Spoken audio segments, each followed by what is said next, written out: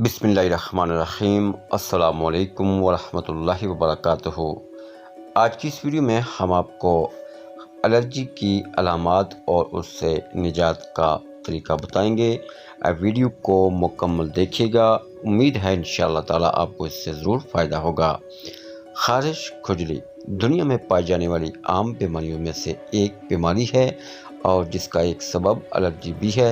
लिहाजा जिन चीज़ों के खाने पीने या लिबास वगैरह इस्तेमाल से ख़ारिश होती हो तो उनके इस्तेमाल से इज्तनाब कीजिए। एलर्जी की अलामत, इसकी बड़ी अलामत यह है कि जिस्म पर सुर्ख धब्बे नमूदार हो जाते हैं। इसकी वजह से जिस्म सूज जाता है।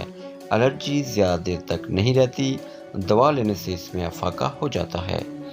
ख़ारिश की सूरतें, ख़ारिश कभी कम और कभी ज़्यादा होती है। यूँ ही कभी जिस्म के किसी ख़ास हिस्से पर होती है और कभी पूरे जिस्म पर। इसकी दो सूरतें हैं। खुश्क ख़ारिश, खुश्क ख़ारिश की अलामात जिल्द पर नज़र नहीं आती, बस ख़ारिश हो रही होती है। ये सूरत अगर तवील अरसे तक रहे तो इसकी किसी भी अमौजी मर्ज़ में तब्दील होने का अंदेशा होता है और ज़ख्म भी हो जाते हैं। खुश्क ख़ारिश बहुत जल्द फैल जाती है।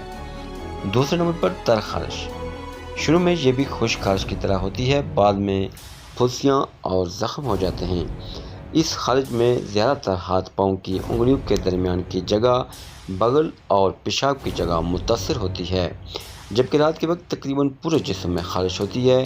ख़ारिश के लिए मुफीद चीज़ें समाअत फरमाएँ। दूध में पानी मिलाकर खुश्क ख़ारिश वाली जगह पर लगाना फ़ायदेमंद है। दूध पीता मदनी मुन्ना, फोड़े, फुंसियों और जल्दी अमराज के लिए करेला पकाकर खाना मुफीद है। जल्दी ख़ारिश और गर्मी दानों के लिए जौ का सत्तू पीना मुफीद है। इस तरह खरबूजा खूब खाइए कि ये ख़ारिश को दूर करता है।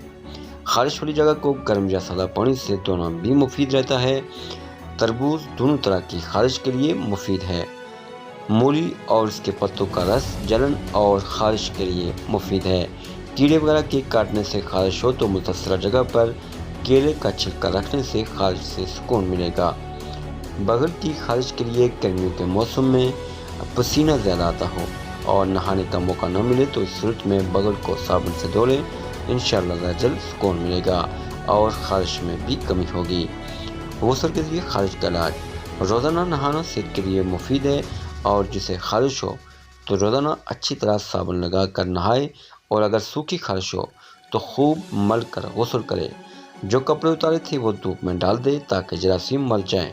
इस तरह दूसरे दिन नहाकर पहले दिन वाले कपड़े पहन ले और आज वालों को धूप में डाल दे। अगर धूप में डालना मुमकिन न हो तो किसी भी मुनासिब जगह पर डाल दे। यह अमल रोज़ाना करे, इंशाअल्लाह ख़ारिश में राहत महसूस होगी।